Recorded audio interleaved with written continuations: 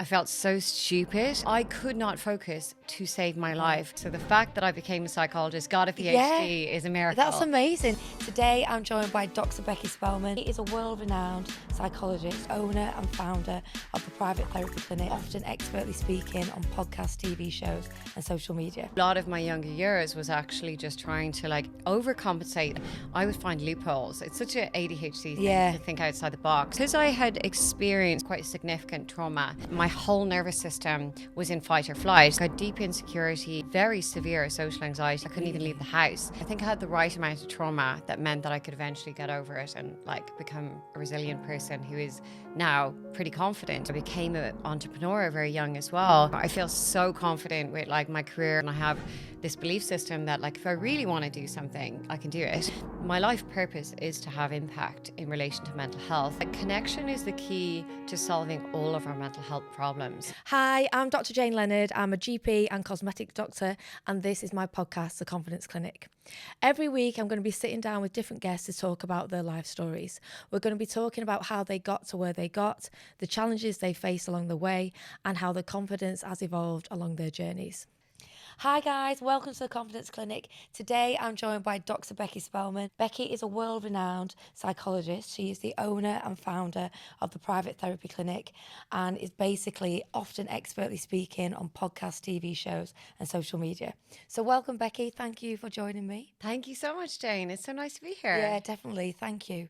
So I always try and kick things off with a very open question or sort of reflecting on your childhood and experiences as you were growing up, thinking about how your confidence has grown or changed along any journeys. So big sort of open question, but looking back, how did things all kind of start out for you? This is a great question. No one has ever asked me about my childhood before, which really? is hilarious because I have the privilege of getting to ask everyone about their childhood, and it's finally payback.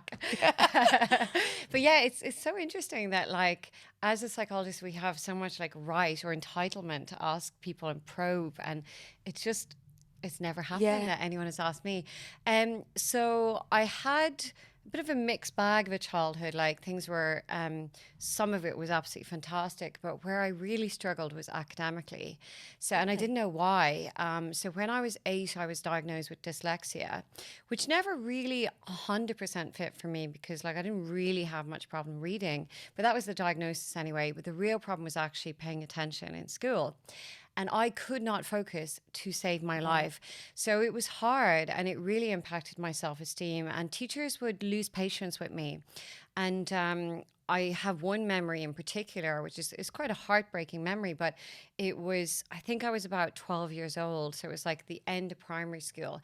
And this teacher just loses the cool and just starts shouting at me in the middle of class, because at this point I had just kind of learned to dissociate when things were boring. So I'd be in school and I'd just be I cannot learn in this way. This is just not stimulating my mind enough. And it was always the boring topics I just learned to zone out, which is such a ADHD thing. And the maladaptive daydreaming kicks in, which is a great coping strategy. So I'd been in my own little world, and the teacher just lost the cool with me, and I start crying in front of the whole class. And so I have I really found school very difficult, and sort of a lot of painful memories in relation to that, which definitely impacted my confidence. And then I struggled so much. So the fact that I became a psychologist, got a PhD is a miracle. That's amazing. When you think about it like that in ways, because those are the key foundation of your learning, and potentially from what you're saying, you probably in some ways did disengage and maybe miss potentially vital chunks, yet it hasn't affected you. You've still been able to learn the key things, or do you think you found your own way to learn them?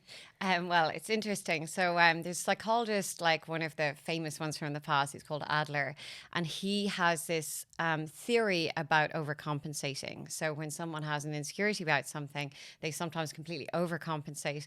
And I know for sure that's what I was doing, because it could have been, just the fact I got a degree, for someone who can't focus, to get a degree is amazing. But then to go on and get a doctorate, I have 2 other postgrads, I've got an MBA, it got a bit ridiculous. Really? Yeah. How have you had time to do all that? A PhD and an MBA? Yeah.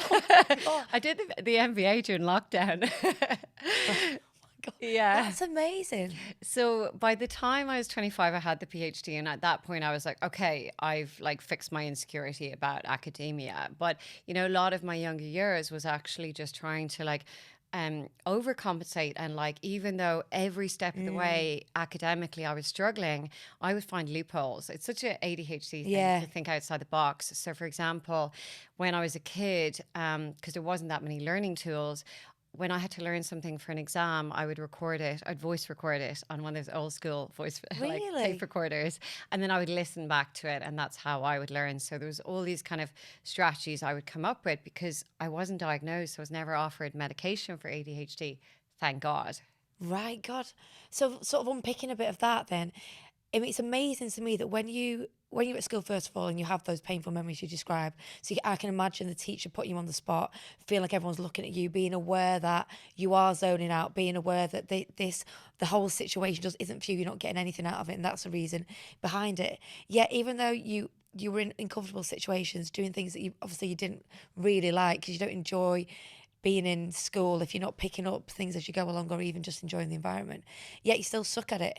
You still it'd be really easy though, particularly as a child, just to go, forget it, it's not for me, and just literally just wait to get to the final year and then you're done with it. I felt so stupid, and that was so painful, that feeling of like, I'm an idiot and everyone else is fine. That complete like feeling of stupidity was like, I'm going to prove to myself that I'm not stupid. So like there was no other way but to like just go for it. And yeah, it was difficult. And then you just learn how to learn, but like it wasn't easy. So how did you, when you say you learned how to learn, so I know when I was doing exams, and I definitely, well, most people know me say you've definitely got ADHD, but I think I probably have in many ways. I find it hard to concentrate, find it hard to read. I never read books and I have to listen to them. And the only way I used to learn during my exams and medical school was to literally write things down, like a really lengthy way. It's like if I basically had to have something to absorb it, I couldn't do what you're doing and listening to it. I'd have to read it as best as I could and then write it in my own words. And then once that was done, it was sort of locked into my brain. But I only learnt that through, I think, I can't remember in the end how I did it. I think it was just like you naturally find a way.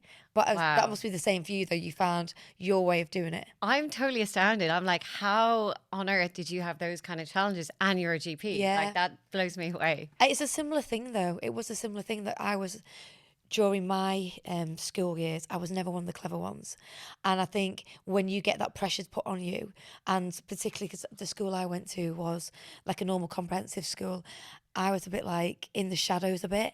And I think to keep myself out of trouble, not have the attention put on me, I just had to try and find a way to get through it. Wow, that's so similar. Yeah. Because like, I mean, especially with medicine, there's all those like difficult words. Exactly. Yeah, I still struggle with them now, believe me. I just write it like whatever.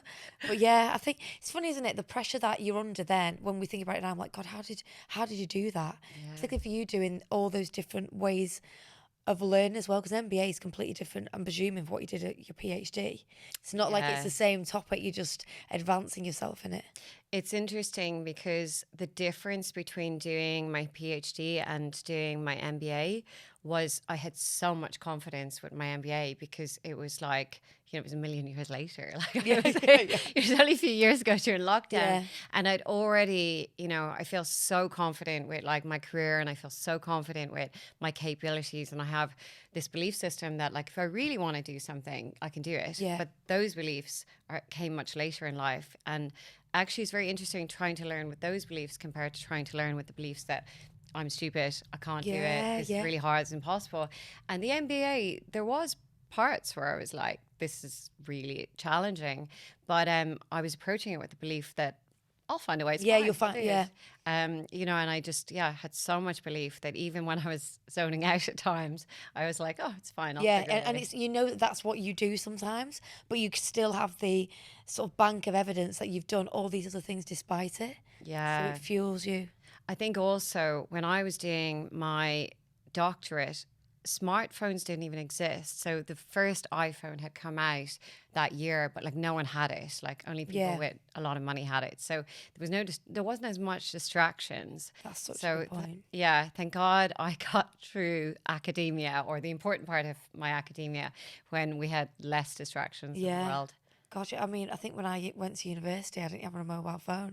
And when I did, I think I upgraded to like a Nokia 3210. I was like, that's it now. Exactly.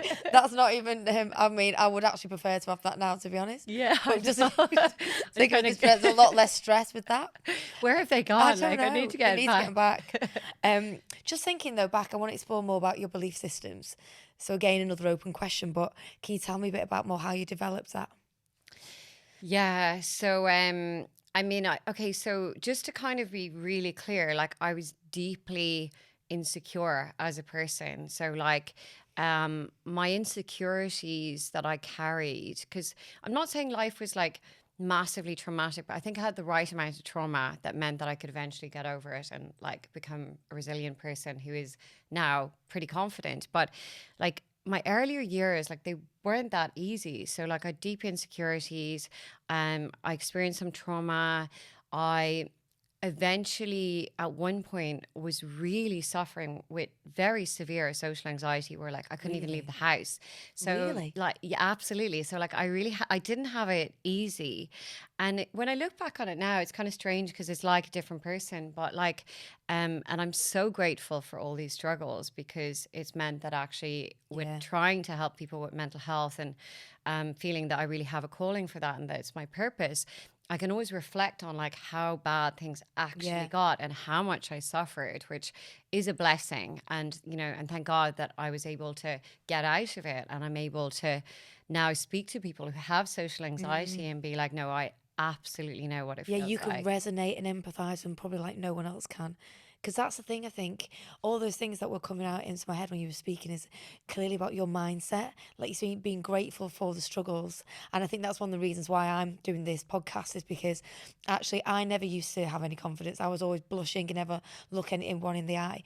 And now I'd say I'm pretty confident. I actually relish the challenge of doing stuff like this, even though I still deep down like, oh God, do I really know what I'm doing? Or all that imposter syndrome vibes or symptoms even. I mean, that's another podcast in itself. But come into play. But I think it's that way of going, actually, it's thinking and actually looking at the evidence of what you've done and got through, and seeing the best out of bad situations that kind of redirected you or taught you things. Yeah. But I think that comes a lot from your strength, certainly as a person, as much as your desire to achieve things. Well, it's so interesting. I think one thing I picked up on there, where you were saying, yeah, you used to, you know, be self-conscious and like afraid of blushing and stuff. And I love how in this day and age we're allowed to talk about it. You know, we're actually allowed to be like, oh yeah, I was like really, and it was something that it wouldn't just be being a bit red. It would be like a proper like flush of blood, like proper vasodilation of the face. Seriously, there's no way I'm like, oh, I'm a bit hot. It's like, wow. I know. It gets worse then the more you focus on it. Mine was sweating. So I would get so worked up. So because I had experienced, when I was around 17, I had quite a significant trauma. Right. And then my whole nervous system was in fight or flight. So then by the age of 18, 19, I was just ready to go into panic at any point. But I didn't really understand that. Like I didn't understand that actually the trauma that I experienced when I was 17 had then led me to be on edge all of the time. So then I think that's why when I was in social situations where you just get that extra bit of pressure, I was just like, I would start sweating, and then I would become so self-conscious of the sweating, and then I would focus on it, and then it would get even worse. And it was just like, it was like so much worry about how people perceive me. And it was like such a vicious cycle. And it's crazy because it was so debilitating, and it really knocked my confidence, and it meant I couldn't really communicate with people very well. And then having ADHD on top of that, you've already got problems with focus. So it was pretty horrific. And I think like my life could have turned out completely different, because when you're faced with those challenges, it either knocks your confidence forever, or you somehow like find a way to get out of it and kind of gain some extra perspective. And I guess eventually what I learned in life is actually it doesn't really matter what people think of us. And like it's quite a journey from like going to, oh my God, I am so terrified of people judging me negatively to like actually don't care. That's it. That's exactly how I feel about those things. I think going back to what you're saying also at that age, 17, 18, 19, they're the peak of like, you're sort of leaving school, you're in that it's sort of challenging bit of your life where you have to make big decisions about which way your life's going to go.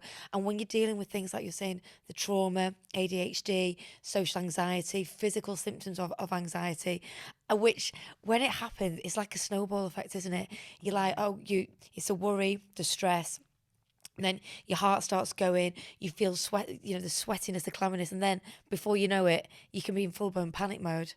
And I mean, I think it's amazing actually for you being in the career that you're in, that you'll be able to help people gather because you've actually been in their shoes. Yeah, completely. And that's really rare, I think, particularly in the medical field, like what we're both in. Yeah. I think unless you've been through some things, it's just giving people that space because you allow yourself to understand and give them compassion and support. I think a lot of people have been through like some really difficult times. There's just not many people who are willing to talk about it, particularly in my profession.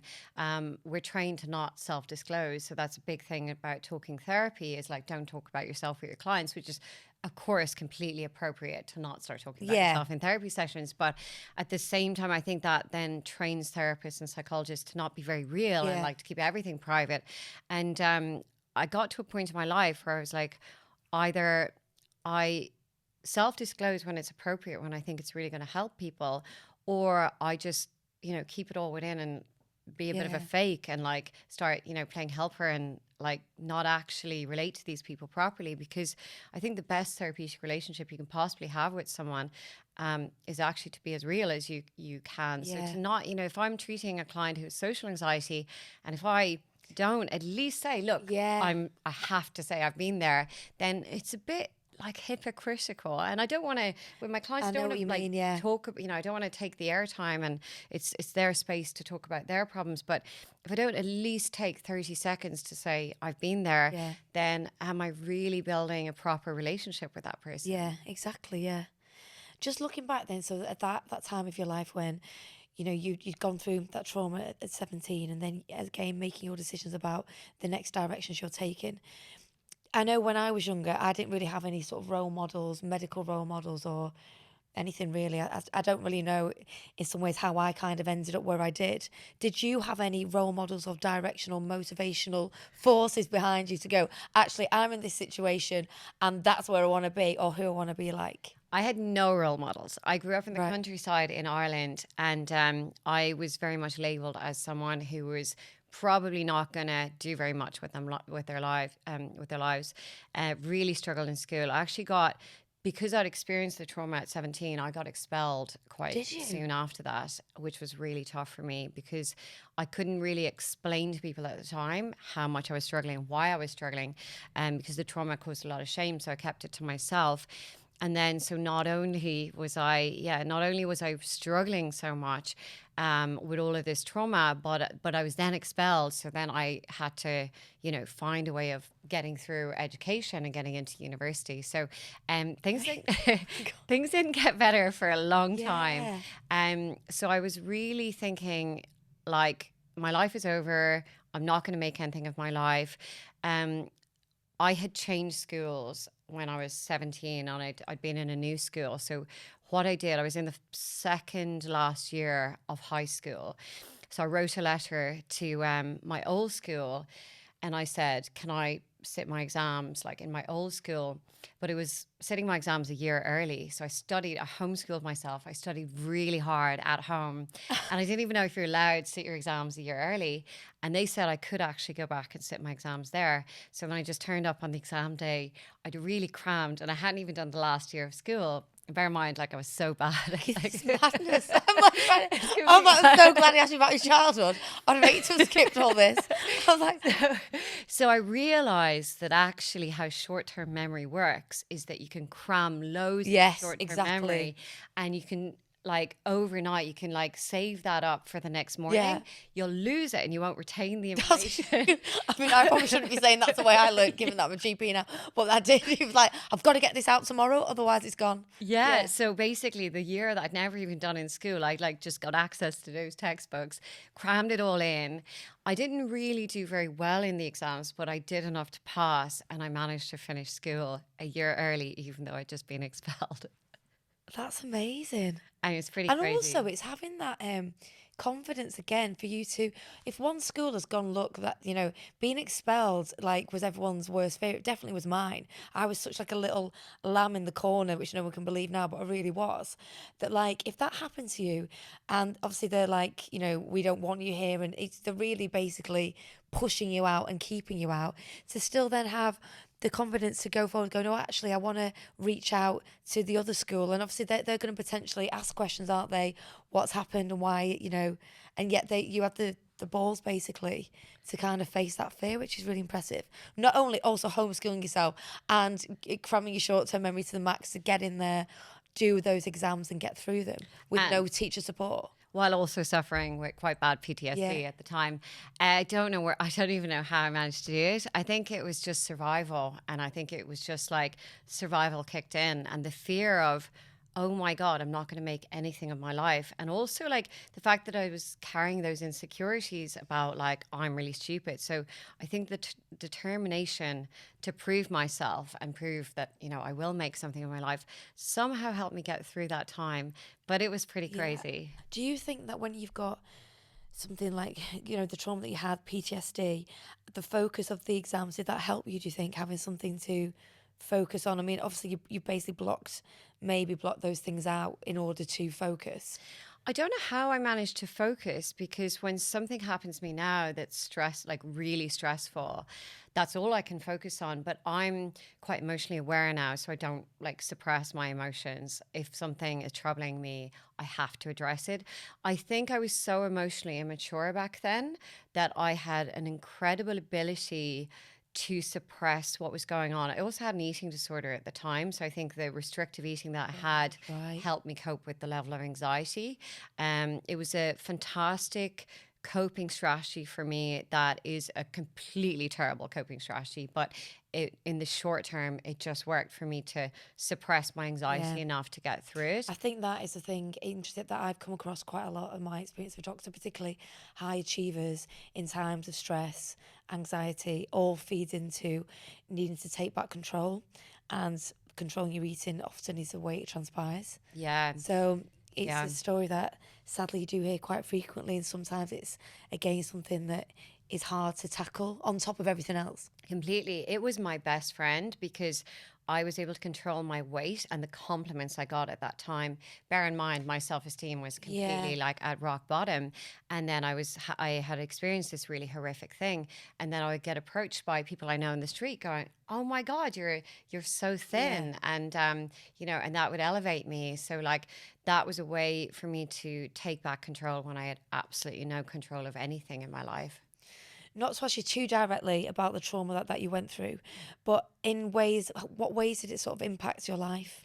Yeah, so that's a really good question. So the trauma was like a single instant trauma, very, very scary. And I thought I would die in the instant. So a lot of high violence. It's a really interesting thing for anyone, for someone to think, I'm going to die, and then you live. It's a really big surprise. So I don't know if that had a part to play in my determination to make something of my life. But the fact that I thought I am absolutely going to die, I will not live this through, and then I wake up the next day and I'm alive, I think it gave me a new lease of life to actually turn my life around, because my life was not really going down a very good path at this point. So in one way, that trauma potentially changed my entire life. But the next kind of 4 weeks were a very strange time for me, because I got the flashbacks. I remember there was like an instant where it was dark and I think a stranger was just like crossing the road, like completely innocently, but it just reminded me of the trauma just a little bit, because in the trauma there was like a man who had, sort of Yeah. crossed the road, and I just start screaming as if, it's happening again. And it's like your mind plays tricks on you when you suffer from PTSD, Yeah. because it's trying to protect you. And then I felt so stupid. I was with my friend at the time. I felt so stupid for screaming because I was not in danger. But the 4 weeks following PTSD or following a traumatic event, you're really in a very hypervigilant state where your body just tries to protect yourself. So there was all kind of strange things happening where I thought this very unusual event was going to happen again, even though I was perfectly safe. I definitely had acute distress disorder, which is like the first 4 weeks of the trauma. And then things kind of settled down and like got easier. But I think I was very hypervigilant for a really long time. I think like the next kind of 10 years, maybe even 15 years. Really? Yeah, for a long time, I carried a lot of anxiety. So things that would stress me out. I had a very low threshold for stress. Yeah. And that was hard to manage. But then you kind of just figure it all out. Like, I mean, time is a great healer. I never actually had any treatment. I was going to ask you that, yeah. No, I never had any treatment. When I was suffering from social anxiety, I went to my doctor in Ireland and I was given beta blockers. And I took the beta blockers once and I was like, these are not helpful at all. Particularly, I think when you're a young girl like that, you probably just feel a bit faint, most likely. Like they drop your blood pressure down with your propranolol and like... Yeah, it didn't work at all. So then I went to a hypnotherapist and the hypnotherapist got my name wrong and called me Rachel. And I was like, well, that's not very helpful. And there was no support in Ireland because we don't even have an NHS. So like, unless you're hearing voices, you're not going to get anything. Or like back then you wouldn't get anything. So there was no offer of CBT. CBT would have been amazing for me, but I wasn't offered it, didn't know what it was.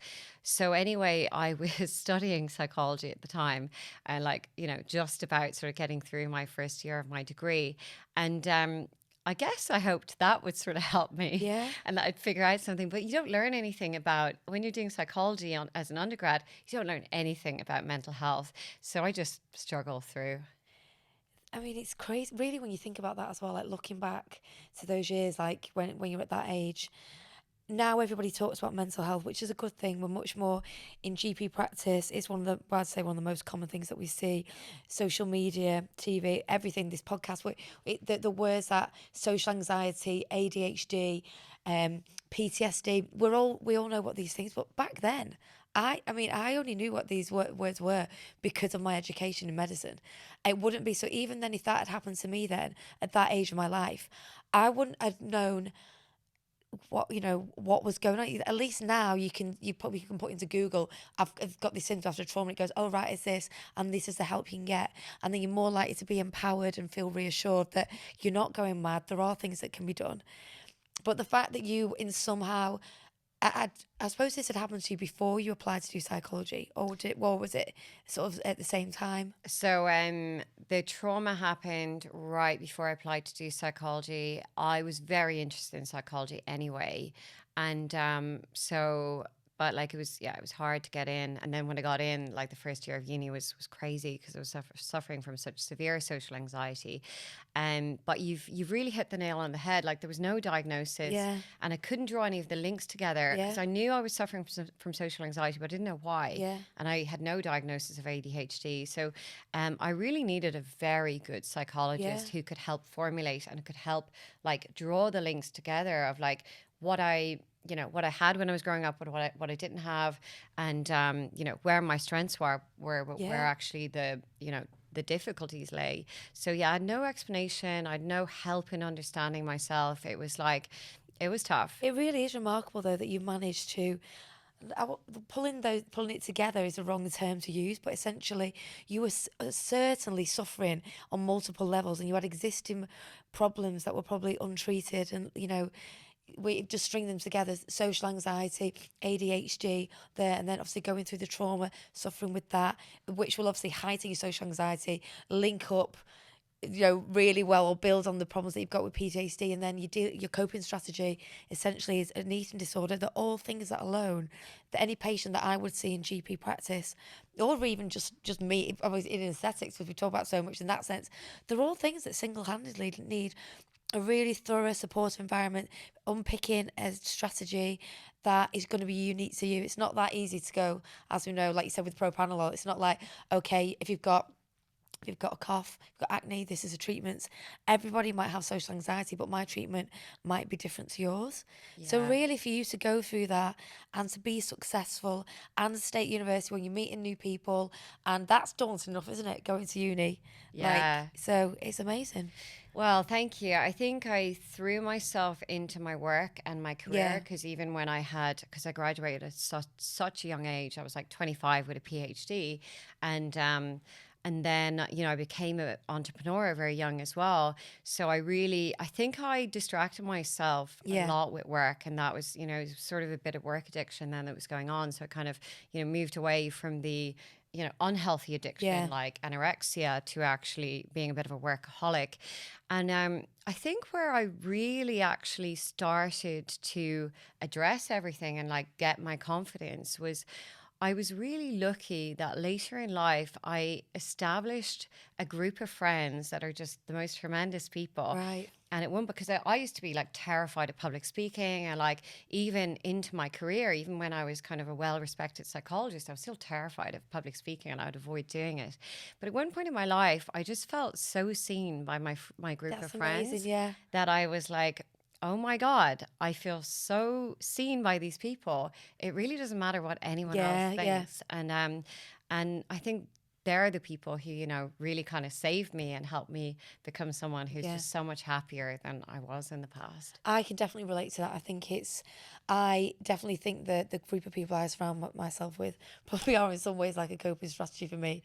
Like, Yeah. because I know they'll always tell me the truth. If I'm doing something like, well, don't, or tell you, so they're not just trying to like, just say anything to shut me up type of thing. Yeah. But also you can actually have meaningful conversations about many different things, and it really reassures you in what your own strengths and weaknesses are, and just actually keeps you on the right path, I suppose, in many Yeah, ways. that's really nice that you have that. And yeah, the honesty when my friends have told me some things I didn't Yeah. want to hear in the Yeah, past. exactly. Me too. And sometimes a bit, a bit of tough love, a bit too tough at times. And I've had to give them Yeah, yeah. feedback about that and be like, can you do it with more compassion next time?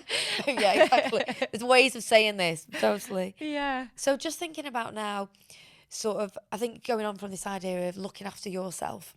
So people often ask me, and I often think it when you do a job like we do, Yeah. that I think actually more so yours than mine, because essentially you're dealing with people that have got many different things going on. It could be anything, couldn't it? From really deep trauma, something you went through, for something coping with ADHD, coping with different. There's many different elements that you could be faced with, but regardless of the element, the job or role that you need to provide them is still the same. So they need to feel that they can confidently and safely unload to you, share things with you. So you've got to show a bit of yourself, like the compassion, empathy element obviously comes in.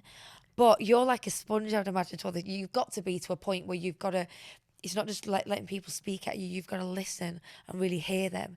And in order to do that, you've basically taken on a lot of probably their emotions. Almost, I don't know if that's the right thing to say, maybe it isn't, but what coping strategies do you have to protect and look after yourself and also do the right job by your patients? Yeah, it's a really good question. So first of all, just to clarify that I have a very small caseload and a lot of my career is entrepreneurial ventures. So I've like a few different businesses. So it's all a bit crazy. A lot of the challenges are actually interpersonal challenges. So like being an entrepreneur in the workplace, sometimes you actually just cross paths with very difficult people.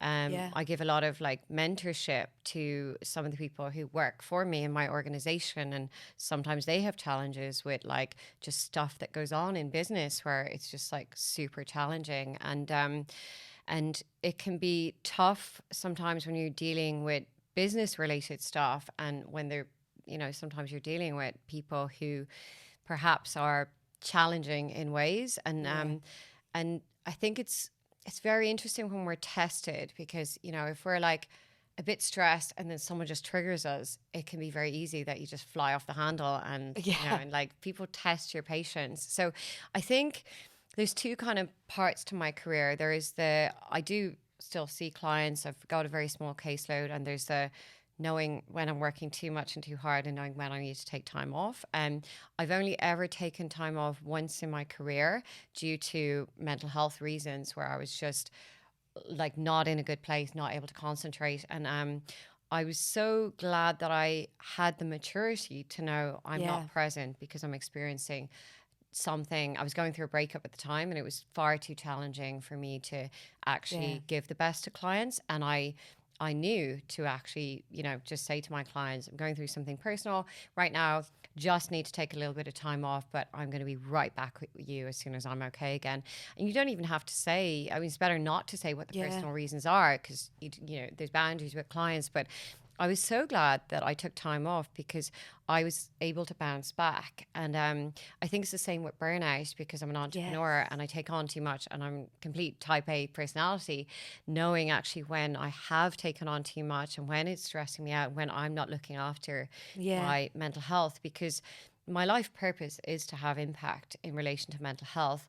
So I have an extra responsibility more than most people to look after my mental health. That's such a good point. Definitely. I think it's interesting though, thinking back to what we said at the start, that coping strategies, your initial ones or had been, was like to throw yourself into something, to, the study, the exams, getting back into school early to do that work.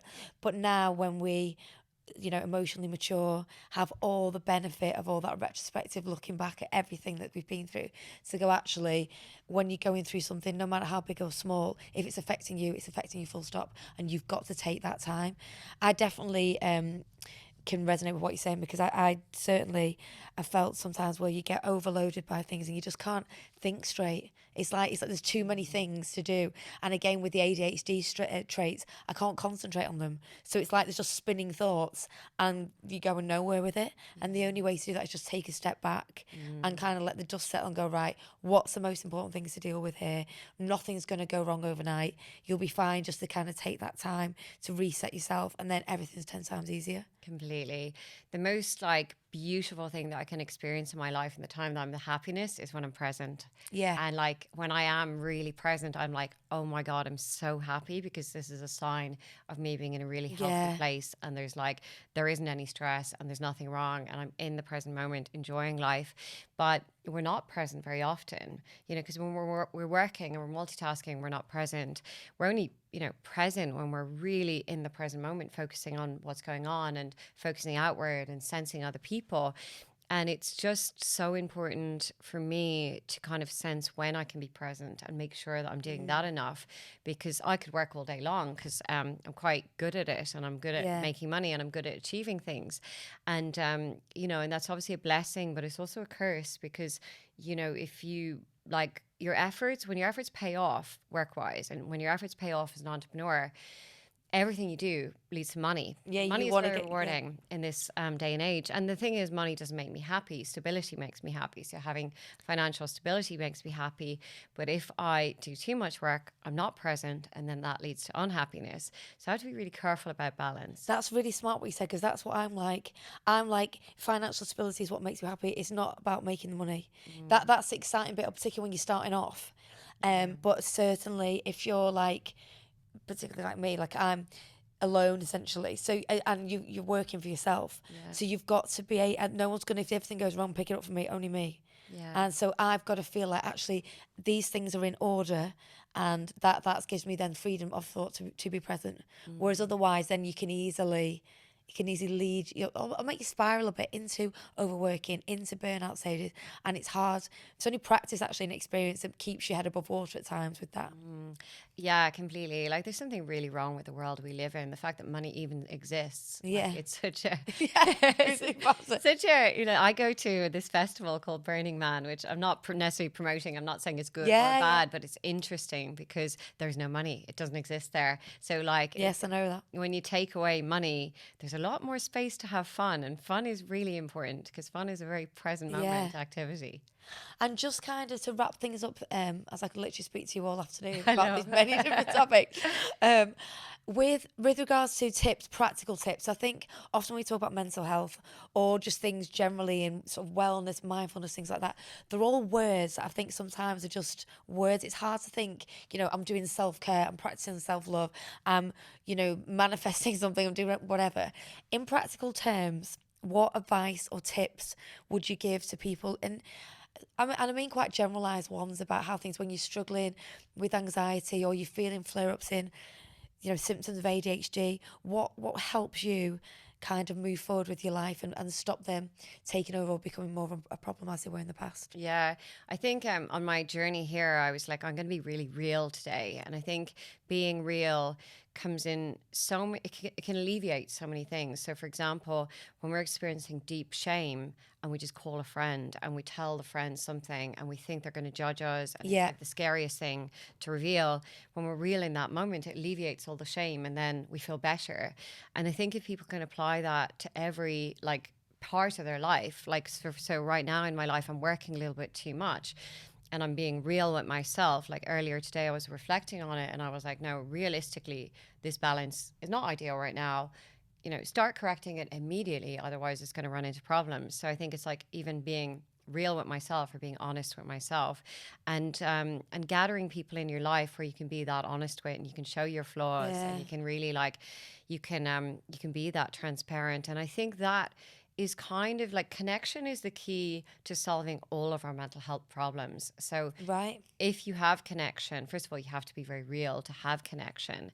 I think it's about finding how you can build those connections. Where can you find them? Even if you have to go through a bit of loneliness from time to time, because sometimes people have surrounded themselves with the wrong people and then have to distance themselves a little bit in order to gravitate towards the right people so they can be as real as possible. So that is what I would say is like the key, and one of the things that can probably tackle any mental health problem is just connection. Yeah, that is such good advice.